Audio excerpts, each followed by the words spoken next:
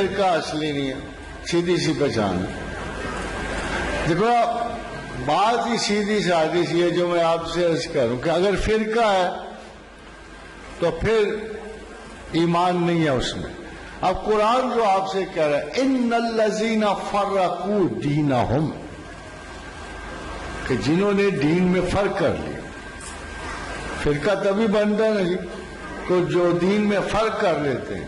ان الذین فرقوا دینہم وکانوا شیعا، اور گروہ بن گئے، خوارج گروہ بن گئے، معتزلہ گروہ بن گئے، ماتریدیہ گروہ بن گئے۔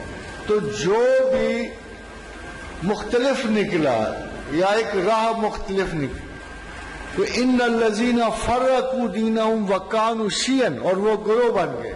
لست منہم فی شیء، اے پیغمبر تو ان میں نہیں ہے،